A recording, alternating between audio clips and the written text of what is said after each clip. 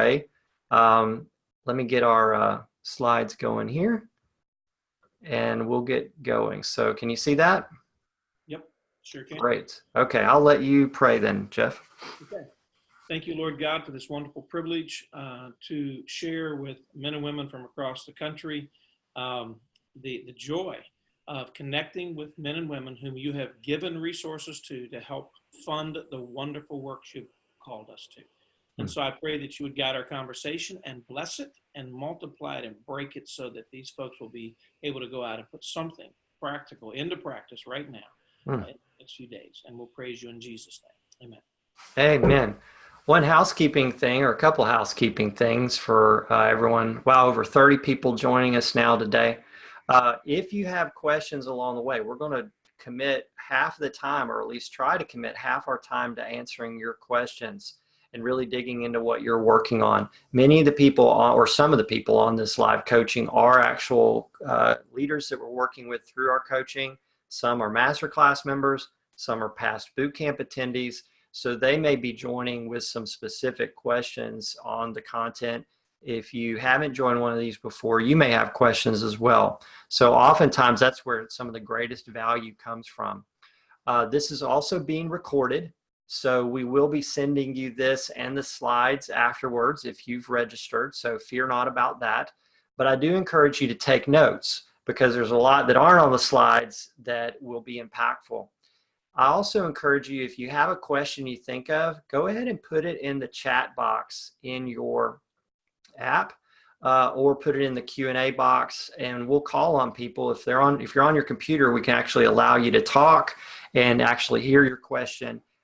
Jeff and I are both going to be doing some teaching here. I'm going to lay out the structure and the content, and then he's going to provide some personal experiences that he has as well in development.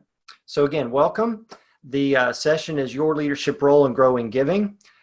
This is a co-hosted live coaching with Jeff Keaton, founder of Renewanation. Many of you who are attending were invited by him or his organization. And then, of course, I'm Zach Clark, founder and lead spokesman for development and leadership coaching. And what we're going to cover today, I just want to kind of give you a simple, very simple framework. I would love to give a little bit of time, even though it's a long story, but a little bit of time for you to hear a glimpse of Jeff's leadership journey as it relates specifically to development, and because he had founded the organization before he connected with us. And he was one of our early coaching clients. He worked with my very first coach directly, and it's been an absolute joy to watch what God has been doing as he really sets a high standard. But it's such an amazing story. So I really want to start here in a minute with him sharing from that. Second, we're going to talk a little bit about a very simple framework about what you're trying to accomplish as a leader when you're talking about giving. That it's not just that we're trying to accomplish the money aspect of this, but you're trying to grow the number of people who, first part of this, know your vision. And we want to grow those people to understand your plan, and then grow those people to be in a decision-making process to fund that plan. And then what we're going to do is bring all that together and answer your questions. So that's really our framework for today. I always like to start these live coaching. I find this is very helpful for people with the next steps first. So as you know, our company, we do one-to-one coaching with individual leaders and teams.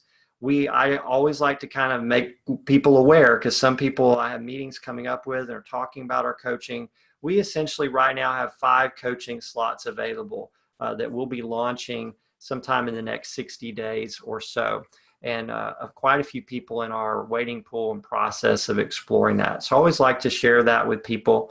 We are limited. Our growth is controlled by the number of amazing coaches we have. If we don't have amazing coaches, then we don't take on new projects. The main thing, though, that Jeff and I want to talk about a little bit is the upcoming boot camp.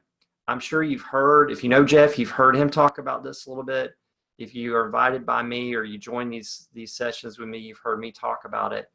I have been blown away by the experiences that happen at this. You can learn more about it simply by going to donorbootcamp.com. That's our page that we've set up for it. or you can go to renewanation.org. Either way, there's information there. If you have any questions or interest in these, there's my email. There's a direct phone number for us. There's my mobile phone number. Jeff, I should have put your contact info here, but it's on your website. Jeff saying, text Zach, don't text me. But you can text me right there and sign up for regular weekly texts. This is where the Manderley camp that is owned and led by Renewanation, this is what it looks like. Jeff, tell just a little bit, because this relates to your story. If you could just share with people a little bit about your brainchild for the boot camp. You're the one that roped me into this thing. So tell us just a little bit, and I'll show them just some pictures so they know the setting. Okay.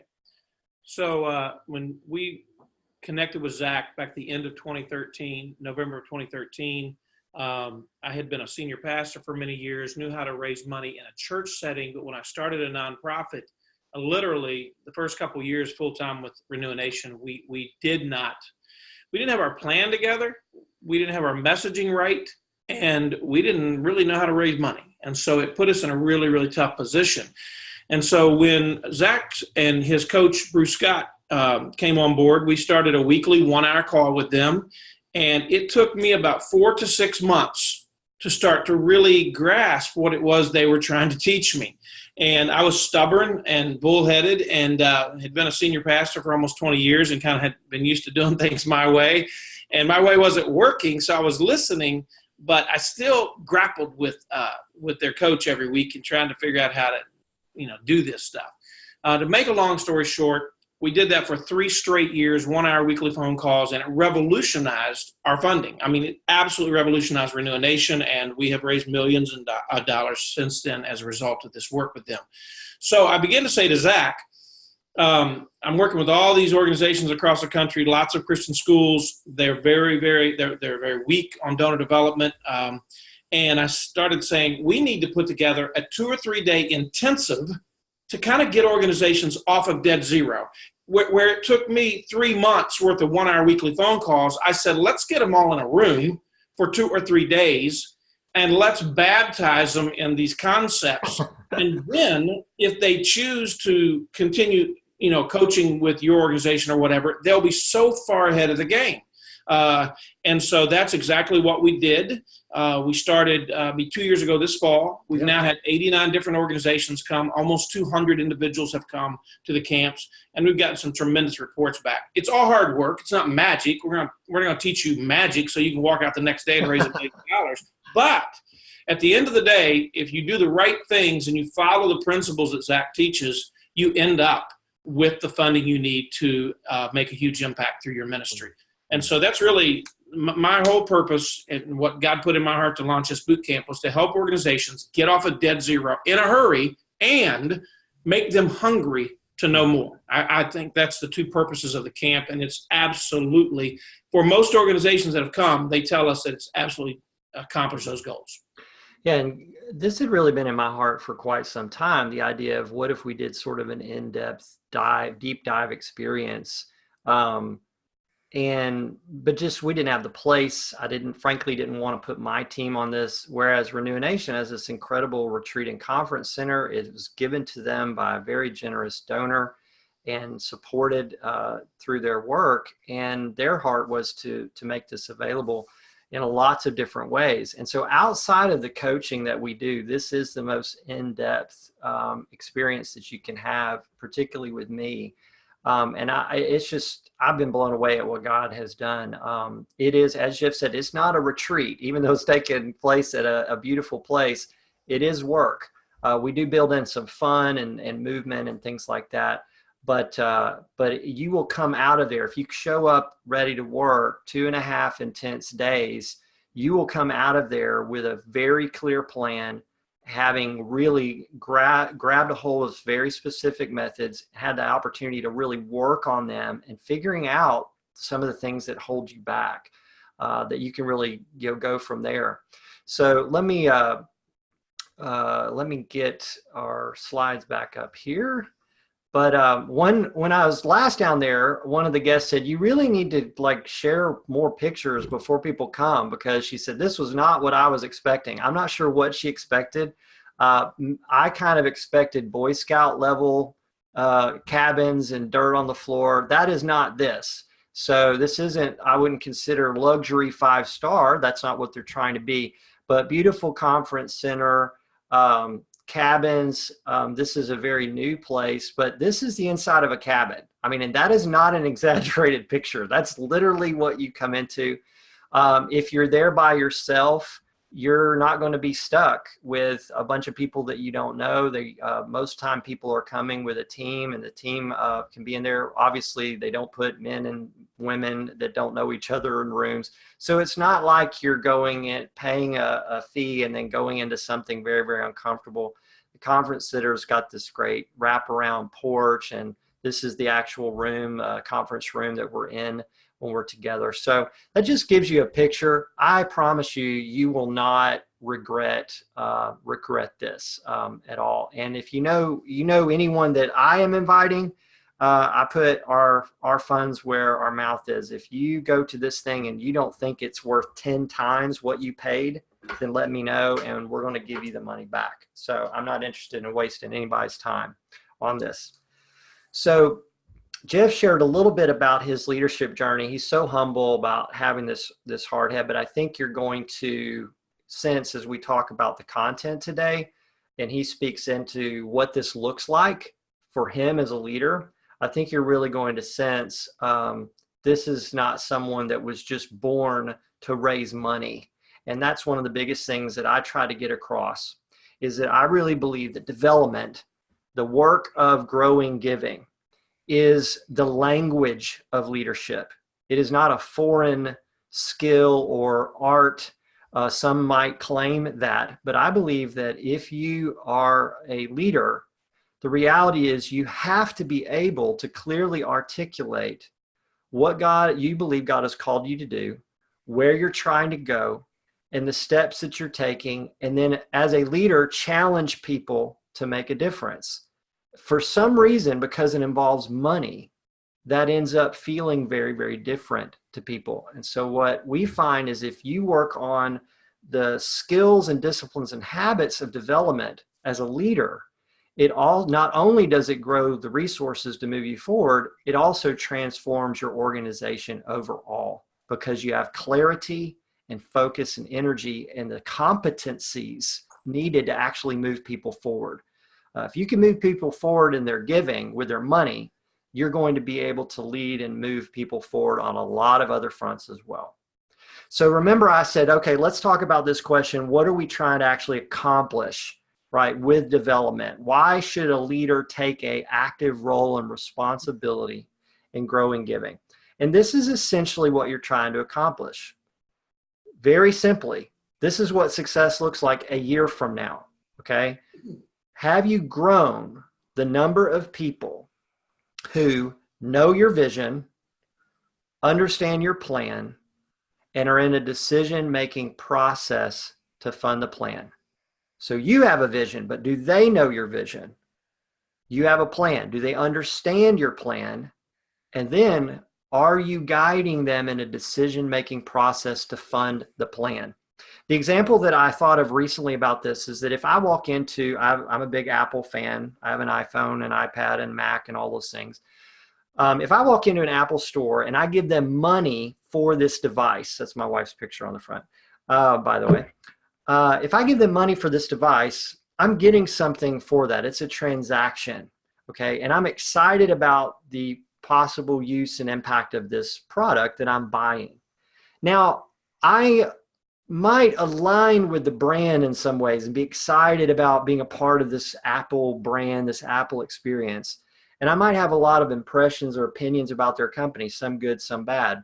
But ultimately, I don't really care what their vision is, nor am I really interested in their plan. And even if I was, as someone that's just giving them money for a product, Apple, I promise you, has zero interest in me knowing their vision or understanding their plan. They actually have no interest in that. But if I am going to be a significant investor in Apple, or better yet, they want me to be a significant investor so they can accomplish their vision and their plan, that's going to be a very different relationship.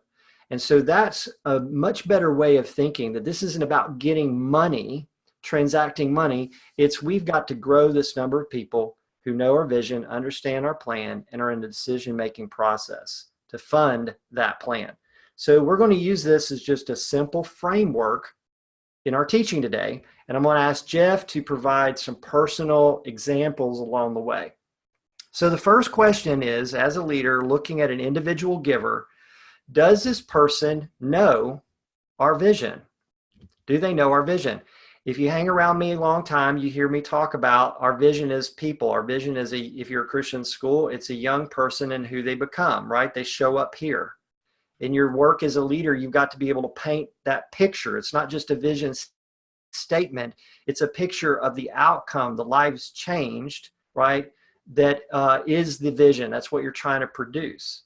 If you're as an example, a ministry organization working with families in a crisis pregnancy, life and death decisions, you've got to paint that picture of the life change you're trying to see. That's your vision. So does this person, number one, know that vision? That is a uniquely leadership challenge. So I want to jump to Jeff before we get to part two. Okay, if they know our vision, do they understand our plan? But Jeff, this was critically important because you really believe that you had a God-given vision that's yours, but you got to get it across to other people, right? So how has that looked for you? What would you try to get across to someone here on the call today? Well, yeah, God gave me this vision on my heart, and there was no doubt about it. But it was such a huge vision, essentially to give millions of children a biblical or Christian worldview, that I actually raised some money just on a vision alone without even a plan in the early days. But eventually, people want to see the plan. Mm-hmm. And so I would just say that most organizations, if you're a school, you've got a clear vision. It shouldn't be that hard to define what it is you're trying to do. Other organizations, to me, anybody who starts an organization starts with a particular goal in mind, something very clear. And yet I have had people say to me about organizations, well, their representative came and talked to me when they left. I still didn't really know what they were doing. And to be honest with you, that was Renewanation in the earliest days. I had some people say that about my organization after I talked for an hour. Now, what are you actually trying to do? And it was a killer. So we just had to get where we not just a vision statement, and we do have a very crystal clear vision statement. Our vision now is to transform culture by giving millions of children a biblical worldview, period. And I tell all my team all the time, if you got 5 seconds and somebody says, what do you do? I just spoke to 450 people at the Barnabas groups in Orange County and San Diego. I cannot tell you how many of those guys walked straight up and said, give me your elevator speech. They literally use those words because they're used to doing this. And I just looked at them, and there was hundreds of people standing around me. It was chaos. And I said, we're in the business of giving children a biblical worldview, period. And every single one of them said, wow, that is a great work. Yeah. Now, the next question was, well, how are you doing that? And that's the $1 million question, which moves to me more into the plan. Yes, yes. I've said to all my team here over and over again, and I just hired a new director of ministry partnerships, and I looked at him, and he's new, and he's trying to grasp all that we do. I said, Chuck, if you don't get anything else, just make sure you get out of your mouth that our work, we are working to give children a biblical worldview. That's who we are. That's what we do. Mm-hmm. And everything else we're doing must funnel into that, or we're not going to do it. And so, I like what you said there too, Jeff, that it took you some work, right? To get, it was clear in your head and your heart. We see that all the time, where it's in the head, it's in the heart of the leader or team, but they haven't got it out to where they can kind of look at it and say, this is how we talk about this. When we talk about our vision, this is what we say. And I see a lot of conversation years and years into an organizational life about, well, what is it really? And how do we talk? This is the type of thing you really can stick to once you've done the work for years. So the second part, remember, we've got to grow the number of people who know your vision, know our vision. So you have to know your vision and how you talk about it. But then they also have to understand the plan. And that's where really people, like Jeff said, this is where I really realized that we were missing something. Not only is what do you do, but how are you moving forward? So if you've been to the boot camp or you've been through our coaching or masterclass membership, you've recognized this structure. Part of your plan is your message of being very clear about answering specific questions. So of course, vision or your elevator speech, as Jeff said, is one of those, but givers have very specific questions. And then those questions help them understand your plan and the steps. So a plan is quite simply priorities and steps, right? So these are the questions that people have. For some of you, this is a review, but here are the questions. Okay, one is we've already talked about. What is our vision and mission? How did we get here? What are we working toward, or what is the strategy? That's where we're getting into plan. And then what are the giving driven steps? If you are not clear on how you answer those questions, then you're not going to be able to, again, grow that number of people who understand your plan. People might give you money, just like Jeff said, this little interesting thing that people gave us money right off the bat, right? I was able to get some, but then we hit a wall. Why? Because they didn't understand what you're actually trying to work toward, what's the strategy, what are the steps to fund. So people might give you a money. Like I remember one board member I knew said, I feel like people are giving us a tip, not really making this a priority in their life.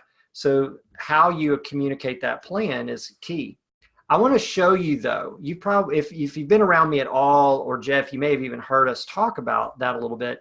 What you may not understand is what we're really saying, what it really looks like. So I'm actually going to show you a couple of example messages, example plans. These are examples that normally only our coaching clients see. If you come to the boot camp, this is one of the things you're working on, but this is a small Christian school development message. And this is what it looks like. Clear vision, profile, how they paint that picture, how they tell the story of how they got here, what they're working toward, what their strategic priorities are.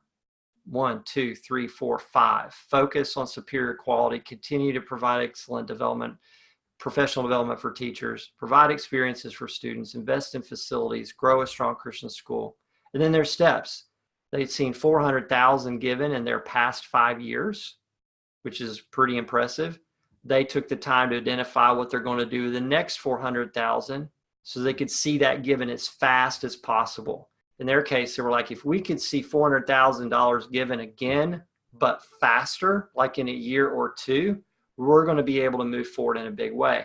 And then they have these additional steps. So this is what we talk about when we talk about a plan, is this is our plan. Here are the priorities. Here are the steps.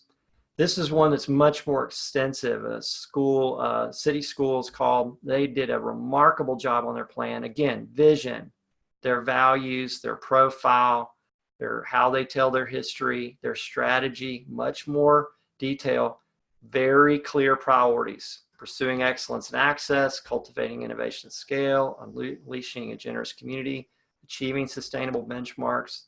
Their steps, they've seen this is a very effective development group already. Only a team of 3 people, 15 million given. They're focused on the next 25, right? So they don't have to think about anymore how to talk about any of this. It's all here. And so all of their energies can be focused on helping people understand their plan. Now, Jeff, I remember distinctly when you all had a breakthrough on this plan for you, where you identified these, I can't remember what you call them, but like pillars, or I remember there's a visual that you all created as well. But what did this look like for you to grapple with and then put into practice? And you're still doing it years later. Well, and I think that as your organization grows and develops, your language does change. Our vision is crystal clear. We're in the business of giving children a biblical worldview, and we hope to do, have 1 million kids developing a biblical worldview by 2029, and on and on. That never changes. But how you do that does change. And so I'm not set up to share, I don't think, but I'm just wondering if I could show this. Maybe they can see this. Could they see that? Yeah, So a basically, little this is bit. what we call our executive summary, and I don't know if it's coming across backwards, but we have our vision at Oh, the that's top, good. a little why statement, and then our mission statement. So our mission has become crystal clear now. Here's how we sum up our mission: inspire and equip, and those are two critical words. We didn't throw them in to get a good mission statement, but is to inspire and equip the family, church, and school. That identifies the three primary groups we work with to give children a biblical worldview. And then basically the graphic we now use is here on the bottom is our 5 key areas that we work in to accomplish the task. So essentially, in the last 60 days, I had 24 different meetings, 24 meetings with 40 some individuals where I literally go vision, mission, and then this is all the how to. This is how we're accomplishing all of that. And so to get to that place, honestly, was excruciating. Yeah, it looks so simple, doesn't it, on one page? It looked But so it simple. took massive amounts of energy and frustrating. The planning process can be, I think, frustrating sometimes. Yeah. So what I now it is so wonderful. Last Monday and Tuesday, I met with Mayo Clinic doctors. I met with amazing people that came from Dr. Mulvihill speaking at a large church in Rochester, Minnesota. They got interested. I landed in their world. Josh and I sat down with them, and we went from 0 to 100 in 10 meetings with amazing people, and it was so comfortable. Josh told me today, and this is new to him, but he said, I loved those meetings because our vision is clear, our mission is clear, and how we're accomplishing all this is very clear now. And so literally at the end of all those meetings, we would say, what are your questions? And sometimes they'd ask, obviously, in the meetings, but at the end I would say, so what do you think we're doing? Do you think you have a good understanding? And every person was like, yes, I totally get what you're doing. And thankfully, most of them said, I love it. So I think that what happened with me in the early days, I was not clear on a lot of the how-to. And once we got that clear, and what we've had to do is weed out some things too, because as organizations, you can't do everything well. So you better pick 4 or 5 things. And under all of these 5 little things here on the bottom, we have certain initiatives. Yes. And that's really how our funding, that's how we ask for money now. We have initiatives in every one of these areas and we choose the people to pick. Like last week, we spent all of our time almost on church and family ministry because Dr. Mulvihill knew these folks. They were passionate about his area of ministry. And so that's kind of what we brought. We showed them the whole picture, but then we zeroed back in on church and family because we thought they would be interested in that stuff. Yeah, I call that a scaffolded message where you're never sacrificing, you're never so focused on the project or the initiative in the near term that you forget you have to get them to know the vision and understand the plan. And then you're talking about, now this is what we want to focus on with you, right? Because if not, they have no context. And you're failing to grow those people that know the vision and understand that plan. Now, something you said, Jeff, that's really key that I don't want people to miss if you're taking notes is you said, you were talking about the small group meeting where you did multiple ones and you took people through this, but at the end, you asked them a question, but the question wasn't, will you give? The question was, do you understand? And I think that's something that we really want to help you today take away from this, is that too much of the time we're thinking that, okay, what we've got to do is get people to know this stuff, hear this stuff, present this stuff, and then we're going to ask. And that whole idea that these people have to be in a decision-making process, you cannot start that in most cases. You can't start that at the same time you're still trying to get them to understand it. Now, again, you may be somewhat successful. Hey, I made the whole presentation. I gave an appeal. The other thing, Jeff and I were talking about these events. How did those events come to pass? Well, Dr. Mulvihill was speaking in churches, I think for 4 weeks, right? 4 Sundays in a row. Yeah. 3 weeks. Well, some people would say, well, I'll tell you what, on your last Sunday, take up an offering. That's how you raise money. We're there, do an offering. No. What did he do? What the offering was, I'd love to come back with our founder and host some meetings for those of you who are interested so that you can really learn more about what we're trying to accomplish and what we're doing. And these aren't fundraising events. You can come and listen, and we want to learn and listen to you. So that's that. When you said how to, that's a big how to right there, is that you've created a safe place for people to understand this. And then you're doing the work later that guides them into that decision-making process. So a couple things I'd add to that, just to show people kind of how we go through the process of taking someone from not even knowing about Renewanation until where we're asking them for money. So before Zach, this is a church of a couple thousand people. Zach used to be their youth pastor 10, 15 years ago. Now he's come back. He's got. You're talking about another Zach, right? Pardon me? Not Zach. I'm sorry, Josh. Josh. Okay, I was about to say Zach. Yeah, Josh. Okay. Yeah, I was like, I wasn't ever a youth pastor. You wouldn't want me as a youth pastor. I'm sorry, Josh. That's okay. What happened was, before Josh ever went in, and we don't send him to 3 weekends in one church hardly ever. But we knew that this church, was filled with wonderful people who loved the Lord's work, and a lot of them are doctors at Mayo Clinic and that kind of thing. And so we agreed to let him go for 3 Sundays during a pastoral transition. And they actually talked to him about being the pastor, but he didn't want to do that, thankfully, staying with Renewanation. And so he said, so when do I talk about Renewanation? He said, I'm going to be there 3 Sundays. I said, say nothing the first Sunday, say nothing the second Sunday. We had a display set up outside. And I said, by the time we get to the 3rd Sunday, if the Lord has helped you, they're going to want to know more about what you're doing, who you're working with. So stand up and say, on that last Sunday, many of you picked up our magazines. You've looked at our information. I just want you to know that the founder and I will be back in town in a month or so. And if you're interested in learning more about Renewanation, we're going to host some small meetings, and we'd love to share with you. So that's what happened. We ended up with 10 meetings. And so here's the process now. Funny thing is, one of the doctors from Mayo Clinic, at the very end of our meeting, he looked at us and said, so what do you want? A lump sum, a monthly gift? He literally said that. And I looked at him and I said, we didn't actually come to ask you for anything tonight. I said, our goal tonight was simply to make sure that you had a good understanding of the entire work of Renewanation. And I said, now, obviously, it takes funding to drive forward the engine of Renewanation. I use your words, Zach. I said, funding and money is the fuel that drives the engine of Renewanation. And obviously, there's a time for that. I said, but there are a couple of other things we'd like for you to pray about as well. One of them was, should your church go through one of our revitalization processes with Dr. Mulvihill? And so we did the takeaway. We had that asked several times. People looked straight at us at the end and said, what do you want from me?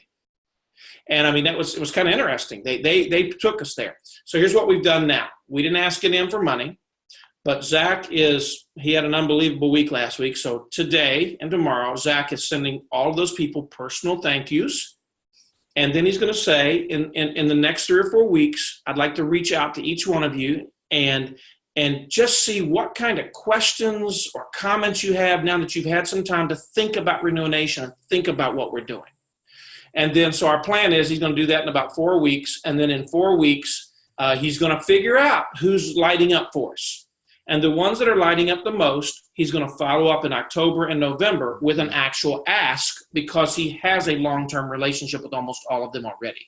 Yeah. And so that is our strategy for moving these people from never hearing about Renewanation until 6 weeks ago, until where in October, November, he's going to present what we are working on to some of the key ones that are wide open. And several of them are wide open. And notice too, before we shift gears, a couple things Jeff said. Before they even walked in, they knew where they were going. So it's not like they had these meetings and then said, okay, what do we do now? So these are repeatable, several of the phrases that he said, these are repeatable skills and disciplines that they've learned and applied. And many of you who've come to the boot camp or are in our coaching have been learning these as well. Let me share a little bit more as we shift to questions. So a good way to know, okay, if you're guiding people, if you are helping people understand your plan, is to ask these questions about your givers, or as many givers as you can apply this focus to. Do they actually understand our plan, and how do I know? Have they provided me with reactions and input? Have they asked me questions? Have I asked for their advice and feedback? And this is a big one. Have there been tensions or concerns that we've worked through? If you are so focused on just getting information across and you don't provide a place for them to express their concerns or tensions, their willingness to give and invest significantly is going to be very, very low. People who are really trying to be an excellent steward of what they could give are going to have concerns, and they're going to have questions. And the more they do not understand, it's just like me. I don't understand what's going on in your life or what's going on in your organization if we don't ask questions, right?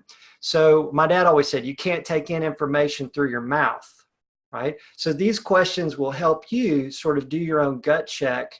Am I really helping people understand our plan? And then, of course, this last piece, how can I guide this person through a decision-making process as leader? I had not put this in front of people before. That this is the way I kind of think about that.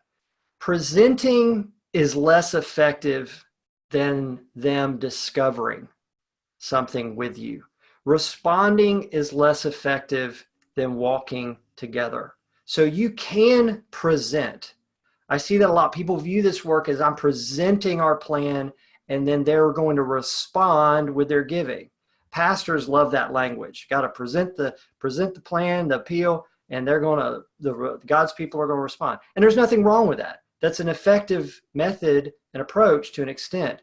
But it's when a number of people begin to discover with you what's possible in the Lord, discover the real significance of the plan, and then they're walking with you. You're walking together to implement that plan. Then it's our journey that we're on, not my plan and you're paying for it. It's a very different thing. So it's this idea of, I came up with two great visuals. This idea, am I presenting so they react, or am I guiding? Right? And if you can grow, you can't do this with every giver. You may have hundreds and hundreds, but if you can grow the number of people that you are ultimately guiding in the decision-making process, you're going to be very effective. And that is much more about follow-up than the asking. An example I love to give is Columbo. I used to love that show when I was a kid. Those of you old enough remember Columbo. He normally, every episode, Columbo would talk with someone, he'd interview him, he'd try to understand what was going on, and he'd say, okay, thank you, and he'd start to leave, and then he'd turn around and he'd say, oh, I almost forgot one more question. And that was really the question he came there to ask, right? And so that's the follow-up. It's not just asking for the gift, it's following up and guiding people along. So here are very specific tactics. Jeff is loaded with experiences he's had with these.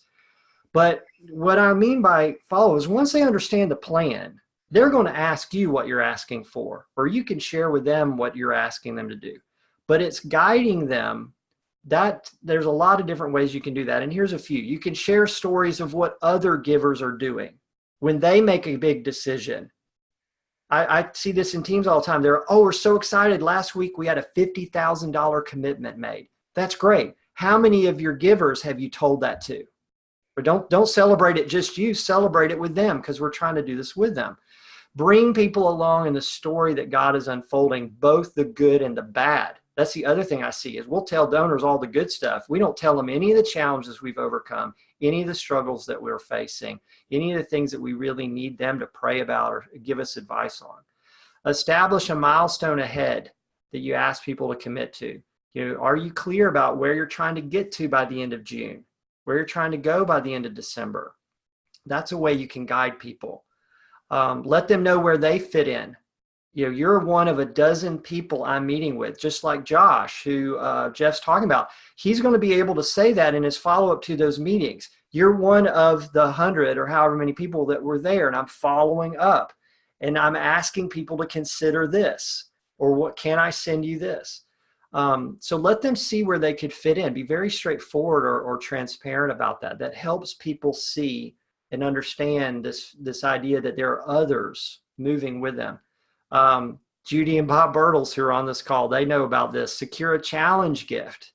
If you have someone commit 10,000 as a challenge, that means you can go ask other people, say, someone has made a challenge commitment to help us grow the number of people who are committing at the $10,000 level. Would you consider being one of those people?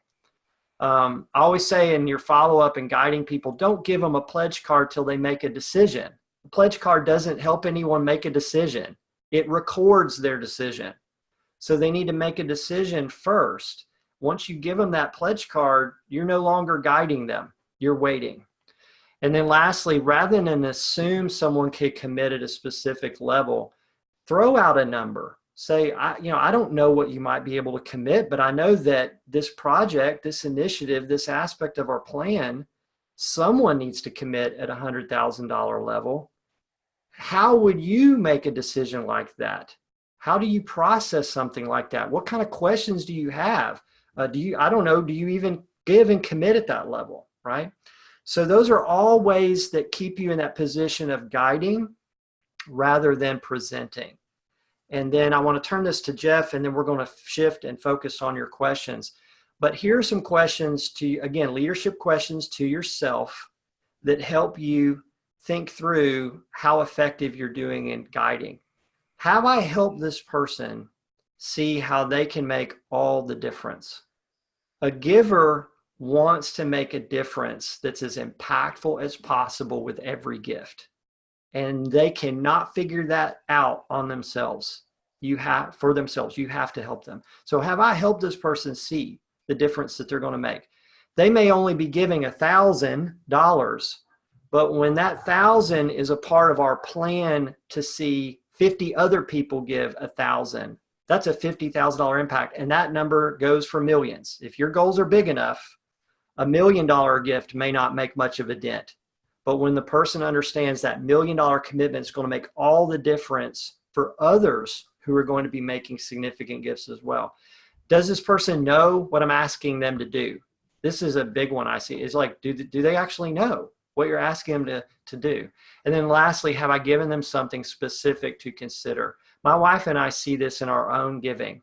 People just, you give, they may do a good job thanking, they maybe do a good job reporting, they may do all these nice little things, but nobody bothers to show up or call or ask us to consider something specific that following season or that following year. So what are we going to do? We're going to have to make our own decisions about what's important. We do not know what's important for Renewanation if you do not tell us what you're working on and give us something specific. So that's what's going on in the mind of a giver. Jeff, any comments on, this is where all the results and the work come, but any comments on any of that? I would just quickly say that we recently sent an appeal letter out with $125,000 and basically tied up in 3 or 4 projects. It was a little bit different, but we decided to do it. And I got a phone call one day from a guy out in Wyoming that I had met. I met him 8 years ago, and that last spring. I've never personally seen him. One of our guys went and visited him in Wyoming one time. He has sent us $100 in 8 years. But he told me on the phone, he said, you specifically asked for $50,000 for a new position, a guy that you're hiring, director of ministry partnerships. And he said, God spoke to me and I want to cover that $50,000. And he said, I understand the importance of donor development, which is kind of rare. Some people don't like to fund that stuff. He said, I understand the importance and I want to do that. So now what we've done, we hired the guy, and this guy that I've hired has now been building a relationship with this particular donor. We were in San Diego and Orange County recently. Chuck gets on the phone with him and said, hey, just want you to know what we're doing tonight. Jeff's speaking to 350 people, blah, blah, blah. And so Chuck is now growing his relationship with a man who got very excited about a project. And now Chuck is the report and what Chuck is doing and who he's meeting with and speaking with. And so that's a very unique situation. What I would say to those who are listening is you have to have overarching large fundraising goals, but there also has to be some smaller targets that you can say, hey, this is what we're working on in this area. This is the impact that gift would have in this area. We're doing launching a new book right now, a new biblical worldview survey, and I'm promoting those to individual donors, and they're getting excited about them. So again, I don't know if that answers your question. That's that whole idea of you got to help people see where they could fit in. You've got to give them something specific to consider along the way. And I think what's important too, as we shift to questions, because some of your questions might get here as well, is people sometimes about now get overwhelmed when they hear so-and-so is calling this person. We can't do that for everyone. I would love for you to do it for everyone. But no one does this for everyone. Do it for one. If you've done it in the past for 5, this year do it for 20. If you do it next year for 30, this is very important. None of what we're talking about today has an incremental impact on giving. It has a transformational impact on giving. So if you're looking for something that moves the needle in a big way, this is it. So it's not, you have to do this for hundreds. You may at some point get to like Renewanation, where it's like, wow, we're trying to scale to this approach to hundreds of donors. But I remember when Jeff's list was, these are the 20 I'm focused on. These are the couple hundred I sure hope we can work with in the next few years. So it starts relative to where you are, the people that God has put in front of you. Let's shift and answer some questions because there's usually a lot of value in that for people. Because we've covered this simple concept here. So you can put questions in the Q&A box. You can put them in the chat, or I will pick on people. People know I will be bold and call on you, see if you have any questions. And I do want to do that. While some of you are typing, let me pick some folks that Jeff, can you see participants on yours? I can't see. Hang on, let me see. If you click on the, okay, I can tell. So let me see. Hey, Jamie Radke's on here. Jamie, it's so good to see your name show up. Let's see here. How about Dana Foreman? I don't know Dana. Do you? I do know Dana from Missouri.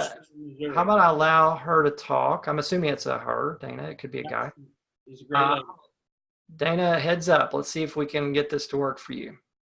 Can you hear me? Let me unmute you. There you go. Can you hear me? She needs to unmute her mic. I think she's unmuted. Can you hear us? Oh, we can't hear you. Might have to shift to somebody else. All right. Dana, if you have a question, shoot it in the box there. Okay, question and answer from Rick Hutchison. Great, Rick. Oh, Dana might be trying to come in there now. Sounds like you maybe got a bad connection. Rick, is there a donor management software you use or recommend? I only recommend one. For years, I refused to recommend any because everyone hates what they have. But we now recommend Kindful, Kindful. There are a lot of them out there that are good. That's the one we recommend. I don't have an official financial relationship with them or anything. I just think it's a solid software. Quite a few of our clients use it.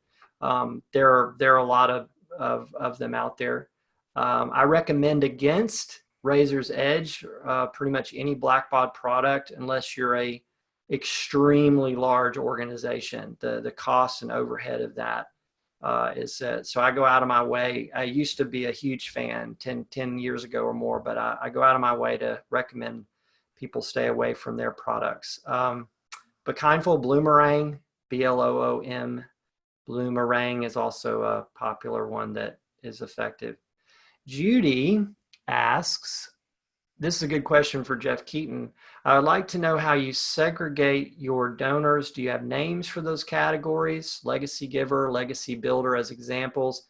How do you appreciate the donors in those different levels other than personal calls and face-to-face work? We do segregate them, not quite as tightly as you have it there.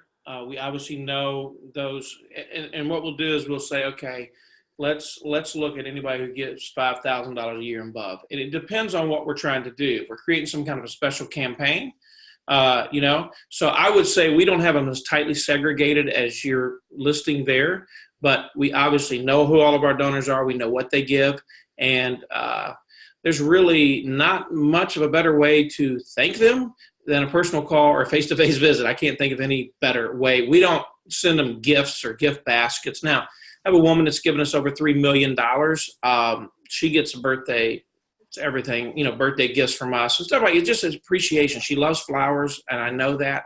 So we always send her flowers for different occasions. I preached her dad's funeral. She gets a lot of attention. But I don't have some systematic way of breaking them down into smaller groups, really. Yeah, I think authentic relationship and gratefulness is one of the most effective things. Most organizations are not they do not have the numbers of donors that really require significant segmentation. What I always say is that you want to improve your segmentation every year a little bit. But a lot of times smaller organizations will look at a big organization with tens of thousands of donors and think, oh, we got to segment a lot. That actually creates a cognitive load on your organization that complicates the work. So you want to just get a little bit better with it every year. Jamie Radke put on here, I had forgotten this, Jamie. I'm so glad you brought it up. She is the one that discovered Kindful when we were coaching with her. I had never even heard of it. And she was a very early customer of theirs in her organization. Just hired a new director of development. She asked thoughts on first steps to get them started strong after they get familiar. Jeff, you're literally going through this right now. So this would be a great one for you. Obviously, you can't spend too much time getting them familiar with your ministry and your messaging. To me, that is just about everything in the first few months. Yes. Now, then also, so our new director of ministry partnerships, he's out of Baton Rouge, Louisiana, came from a very large church, pastor of a very large church. We went down there and met with about 40 people in 14 meetings in 3 days. He watched me go from 0 to 100 with all of these people. And those meetings were diverse. Some of them were 30 minutes. Some of them wanted 3 hours. It was craziness. And we did it back to back. And he watched me live and in person. Now, these were people he had a relationship with. So I would say I'd say the head of the organization, whoever's the best at presenting your organization, stick that director of development with them, put them in a real live fire and let them watch and let them grow. And then today, that same guy is presenting to 40 individuals in Baton Rouge all by himself, only the second time he's done that. So monkey see, monkey do type thing. The other thing I would say is that I think it's helpful for them to start with a little bit of a research project instead of saying, I want you to go out and raise money. It's what Jeff's saying. I want you to come with me, and I want to give you a defined list of people to go and learn from, research from. And what I mean by that is that you're going and asking them, well, I'm new. What do you know about this organization? What do you hear from them? I'm trying to get a sense of what people think and know and hear from us on. I'm new in the role. Here's what I'm trying to accomplish. What advice do you have for me? And then, of course, who else should I be talking to? So within a 6-month time frame, this person should have relationships beginning with people that you've asked them to reach out to, but they didn't build the relationships because they were going after gifts. They built the relationships because they were going out there to learn. So givers will teach you what you need to know if you're spending time with them, for sure. Dana, who we couldn't get connected, asks, great question. How do you start at the very, very beginning? What's the first baby step for an institution steeped in tradition? The first baby step is getting your story straight. It's the message. Everyone wants to raise more money, but they really aren't clear on these deceptively simple questions that we talked about. How did we get here? What is our vision? Where are we going? What are we working toward? Those are so simple. And when you deep down, you know when you do not know how to answer those, and it will hold you back from spending time with people that could make a big difference. So that's the work. That really is the work of the boot camp, is for people to come out of there with that plan and that crystal clarity if they do that work. Zach, could I add one thing to that new director of development? Yeah, of course. So we kind of have a strategy for our new guy. We've taken a whole list of our donors, current donors, active donors, and we're just letting him getting him introduced to them. Our goal is that between now and December, because of his just personal connection to them, that he might grow their giving by 10%. Okay, that's a goal we have. Then we're giving him a list of lapsed donors, and we're putting him in their presence. And our goal is that he will bring back 10 to 20% of our lapsed donors. And then obviously the other big pool is new donors that he's connecting us with from his world, which is a pretty strong world. And so those are 3 categories, and that's the people we have him focusing on now. Mm-hmm. That's really, really good. Now, I'm going to pick on a person here. So let's see if we can try this again. Laurie Wilson. I think you said you know Laurie. Is that right? Yeah, we do have a question from Jenny Wilkerson also. Okay, cool. Yeah, Jenny, I haven't forgotten you. We'll come back here. So where did Laurie go? Laurie. Okay, there we go. Laurie Wilson. I'm going to see if we can get yours to work. And let's see, unmute you on this end. Can you hear us okay, Laurie? Yes, I can. Can you hear me? I do. Do you have a question? Awesome. No, I'm learning so much. I love Okay. the plan I just heard about because we're at the very beginning as well, and the baby steps are what I'm looking for. Oh, that's awesome. Thank you. I definitely hope that you'll continue to lean into this and learning. I'm so glad that you are joining us. Good to hear your voice. Thank you. We are also sending our Kingdom Education pastor to the boot camp. Oh, great. So Good. excited about that. I'll very much look forward to meeting him. That's great. Or her. Um, So, Jenny, let me get to your question. There's a very good comment on here from Robert Hicks. But Jenny asks, and good to see you on here, Jenny, by the way. Let me try to mute Lori there. There we go. Jenny asks, says the school is relatively new and getting started with donor development. What advice can you give to help find large-scale donors? This question comes up a lot. My dad always said, your salvation will not drop from a distant sky. That's only partly true. God will sometimes bring unbelievable connections and relationships that seem like they dropped out of the sky. But most of the time, you have to start with who you know.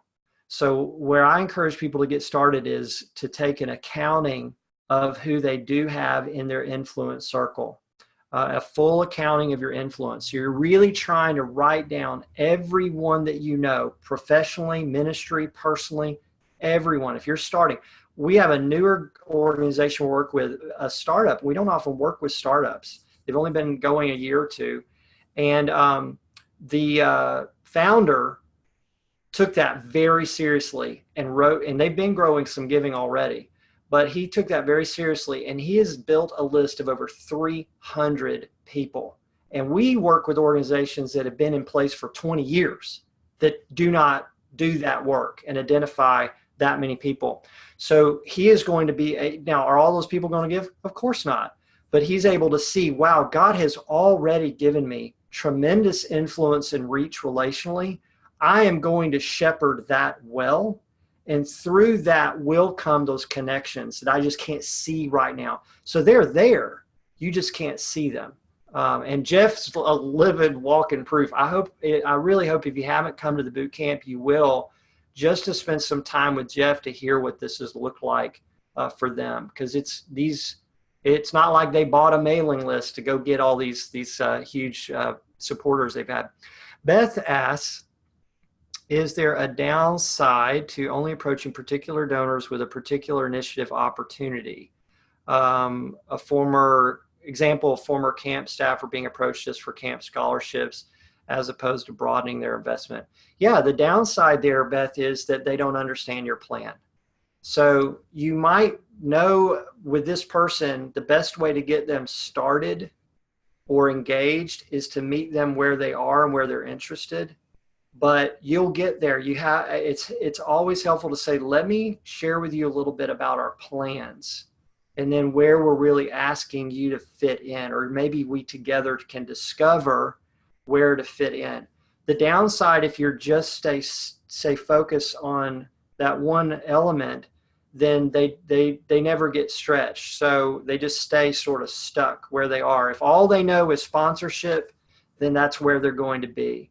And it's very hard to get people to think profoundly. For instance, someone could be a part of your monthly sponsorship, month after month after month. They give monthly, they do it for 30 years, they pass away, and you find out they left millions of dollars to another organization. Why? Because all they really knew and related to in your organization was that small, focused element. They had no sense of your plan. And so they did not have that investment mentality. So that thing you're thinking about that's a good place to start with someone, use it that way. That's great. Let's start there. But over time, we have to help them understand the plan, or it actually will work against you over the long haul. One thing I'd like to add there, Zach, is Yep. that so this initiative is 125,000 worth of initiatives. I'm just telling you straight up, this is something I had to learn the hard way. You always build in, I don't like to use the term because I don't believe in it, but it's what some people call overhead into every initiative. So I'm wanting to publish 5,000 new books to go to parents and grandparents right now. And the actual cost of publishing that might be $10,000, $15,000, but it's a $25,000 or $30,000 project for me because I had to pay the author to write the book. He works for me, but I had to pay the author. So I take and put a whole, make it a, $25,000 or $30,000 project. So 10 or 15,000 comes back into what people like to call general fund. If you are going to have these smaller initiatives, you have to build the overall, overhead into it, or otherwise you'll starve to death. You'll print books, but you won't, and we're going to sell the books and that kind of thing. So just think about it that way. Everything you do, build in overhead with it. Good point, Jeff. Whether you think about it as overhead or not, it's the idea of count what it really costs to accomplish the project or the initiative and the plan. That's the thing we see a lot of times is people are trying to buy stuff, build stuff, and they don't think about what is it really going to cost in terms of time and energy and effort and staff and all that kind of stuff. Even volunteers have a cost related to it. So that's again, that whole element of you can't get to the right number for a project or initiative if you haven't really clarified that plan and that economic model. It's just a little after the hour. We're going to, I have time to stay and answer some more questions for those that want to stay, and I want to do that. I'm just putting up here this slide for how to contact us, how to register for the boot camp, all that kind of stuff. Thank you so much for your time. But if you've got to jump off, jump off. If you're interested in learning a little bit more, then let's take some more questions. Let me check in the Q&A. I'm not seeing anything new there. Robert Hicks had a good statement there in the. I meant to come back to that. That's right. Yeah, Robert Hicks says one comment I have as a piece of advice is not really a question. Just once you get to the ask, be quiet and let them answer. You can talk yourself out of something that you may be getting. Absolutely. My dad always said, if you ask someone for $1 million, once you get that scary thing out of your mouth, stop talking, because the next person who talks is the one that's going to be given the $1 million. So if it's you, then you're going to talk them out of it, right? So, all right, let me see if there are quite a few folks still hanging on here. So thank you. Let me see if there's any others that we could bring up. Let's see. I was going to grab Bob Wilkinson, but looks like he jumped off. Eldon, great to see you on here. Karen, did I pick? Oh, Karen's with Explore God, so she's with Jamie. Good to see you. Tom Smart. I don't think that I know Tom, or at least the name's not ringing a bell just yet. Let me see if we can get Tom. Tom, do you have a question? Let's see if that'll come up. Let me get you unmuted. Oh, he jumped off. We'll probably start losing people here. So again, thank you so much for being here. I really hope this was helpful. Let's see. Nicole Vanderdussen. This is someone I read recently. Maybe Nicole has a good question. Nicole, are you there? Let me unmute you. Yes, I'm here. Great. Do you have a hear me? question for me or Jeff? I feel really bad. Actually was meeting with the donor and they ran over. And so I just caught the last 15 minutes of your call. So I do apologize. So I hope you can send that to me, or the slides at least, so I can go over that as well. Yeah. I really like how you put, when you ask for that money, you just need to remain quiet afterwards. I'm a talker, so I know I get my mouth into trouble a lot of the time. So me too. I've had to learn that the hard way. Well, Nicole, I'm so glad that you joined a little bit. Let me put you back on mute there, and really glad to hear you were meeting with a giver. That's good. That's good work right there. If you had to miss this, that's a good reason. Beth asked an additional question here. Would love to hear a few thoughts on equipping a board member to play a leadership role in cultivating donor relationships. I've got to send this over to Jeff, because this is a extremely important question and a very difficult thing to shape among a board. I would, I don't want to say that I'm an A+ student in answering this question. However, I have been working at it more diligently, and recently one of my board members knew I was going to be in a certain state. She said, Jeff, I have a friend. This lady used to be a vice president with Merrill Lynch. She said, I have a friend I can't tell you much about them, but it's somebody you ought to meet. I'd like to set that meeting up. And she sat it up. And in the first 6 months after meeting me, I didn't even ask them for money, but they gave us thousands of dollars. So I think it's critical to help your board members understand the power of them sharing their story and why they're so involved with your organization. And then also, whoever the best spokesperson is for your organization, connecting them with that person. And that's pretty much what my board members have done. The other thing I've done is my top donor has gotten very close to another board member of mine who's also a very high level donor. I connected them through various means, and they are now very good friends. And it's a great help to me in growing and maintaining that relationship with our top donors. So I would say I've done that. My main comment there, Beth, is try to do it one person at a time. I see a lot of people forget that board members are volunteers, and they'll try to get them to take on too much.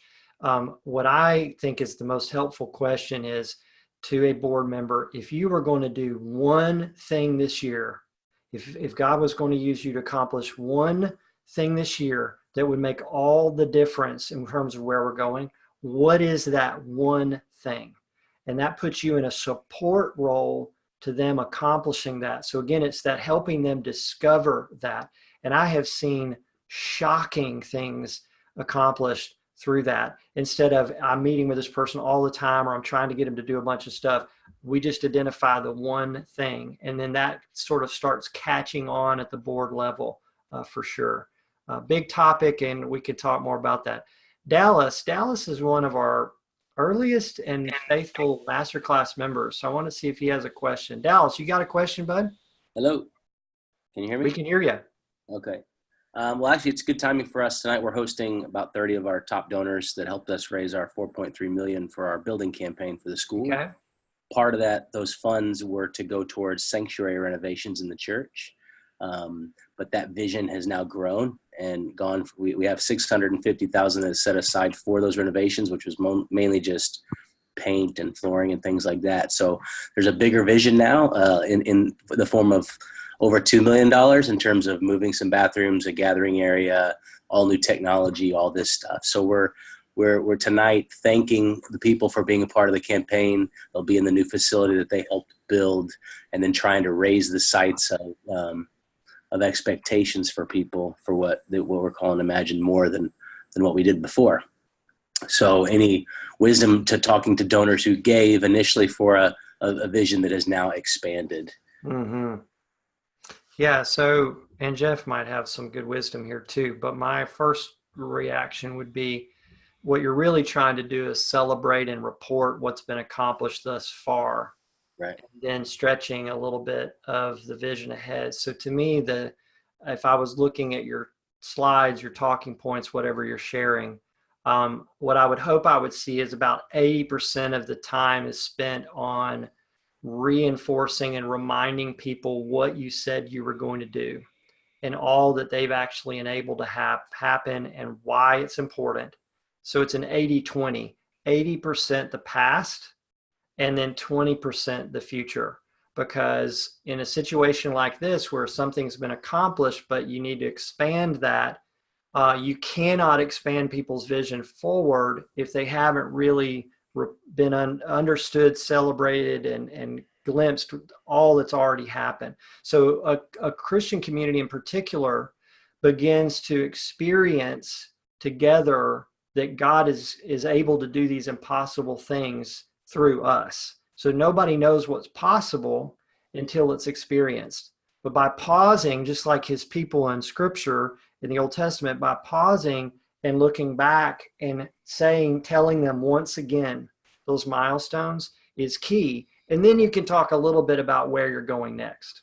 But a lot of times I see it's a reverse. It's sort of isn't this great? We're all here. This is exciting. We praise God. Now let's talk about where we're going next. So you really have to, I think the 80-20 thing helps along the way, because then you're following up from there. Jeff. The only concern I would have is that you don't make them think you're moving the goalpost. You had set them up for a 30-yard field goal, and all of a sudden they walk in and now they're going to kick a 60-yard field goal. And so I think I agree 100% with Zach. Really focus on you gave for this. We've accomplished this. Now, I There's guess a little bit about the next step.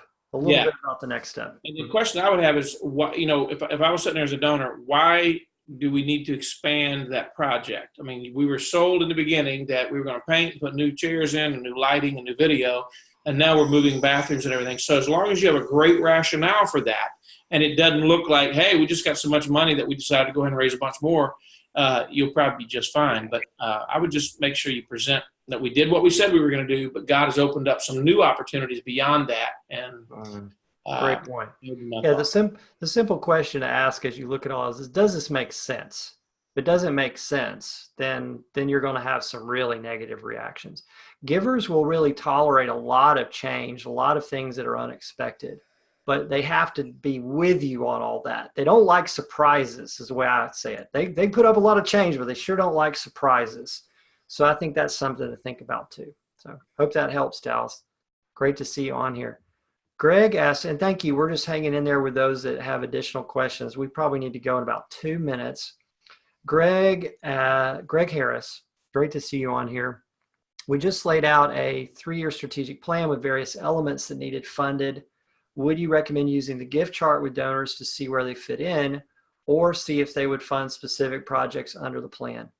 If you do not know, based upon the relationship building work you've done, if you do not know where they would fit in and have a specific project interest, then you do not want to approach them with specific projects. You will likely miss the mark. And you're talking about something exciting to you that they don't care about. So the gift chart is, when you talk about a 3-year plan and a goal, that's the great place to start as you're back in front of people that you've built some relationship with. So if you don't know that someone would be particularly passionate about a specific project, then stay focused on the levels of commitment needed to achieve the goal. If someone is excited about a specific project, they're going to tell you. That's why you can't just be presenting and then asking for a pledge. It's a conversation, it's a dialogue. So the levels of giving help them see where they can fit in. And oftentimes they'll come back and say, but this is all great, but I'm really excited about this part. And that's where you have a decision to make.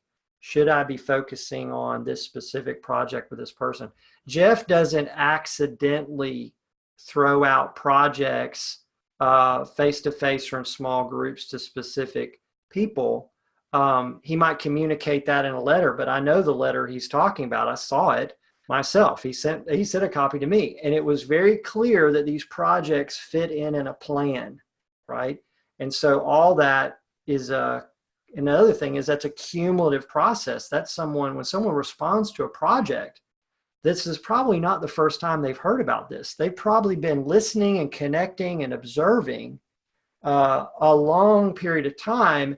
And then, okay, now I can do that, or the Lord's really leading me to do that. So I hope that's helpful, Greg. But Jeff, you do this all the time, and you've gotten much more masterful at it too. So any thought there before we go? I would just say that I've gotten away from tying people's money 100% to one small project. It's not like I don't ask them for a project, but I put it in an overall bigger picture and make sure that it's funding the whole thing to somebody. Yes. That's the key. I call that project-based communications.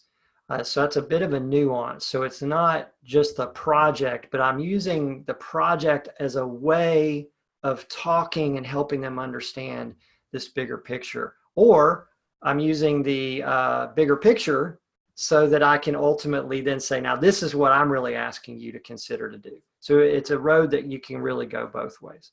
So thank you again for those that hung with us. I'm hoping that's a sign that you didn't fall asleep, that you are being helped with all this. Jeff, I'm so honored you would be hosting this with me. And I think you shared where the rubber hits the road on so many things. And I'm very hopeful. If you haven't yet attended the boot camp, I hope we'll see you there in September. We'll follow up with the slides, the recording, see if you have any questions on any of this as well. And we'll see you soon. Jeff, any final words? Thanks to all those who hung around. God bless you and your great work. And if we can be of help, let us know. All right. Thank you all. Bye now.